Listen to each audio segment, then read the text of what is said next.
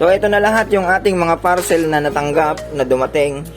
Yan, Sportec, Suzuki cylinder head gasket, saka Lanto torque rings, Ning impact drive set, at saka pillar gauge. Yan, yan ang mga pang DIY natin para sa pagkukumpuni ng F6 engine. Kasi nga dalawa yung ating multicab. Mahirap yung lagi na lang umaasa sa mekaniko. Pagka maliliit lang na pagka maliliit lang na mga trouble, yan, pwede na tayo para makatipid. Pero wag naman yung sobrang tipid pagka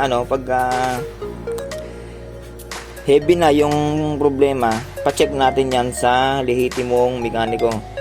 Sa mga mga master diyan, comment lang kayo kung anong masasabi nyo dito sa ating mga DIY tools.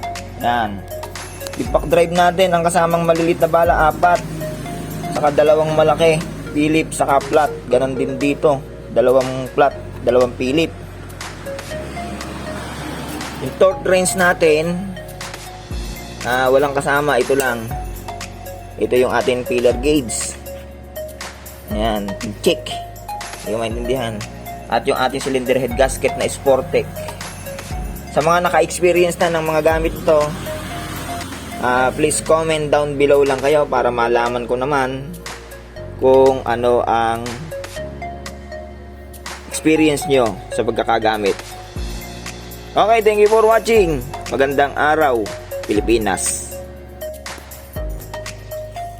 Transparent yung balot. Ito yung torque wrench, ito yung pillar gauge, ito yung impact drive. So, buksan natin yan.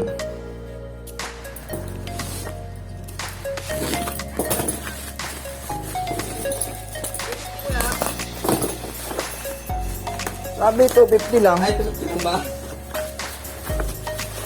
Grabe yung packaging ito transparent na. Ay, ayaw mo nun.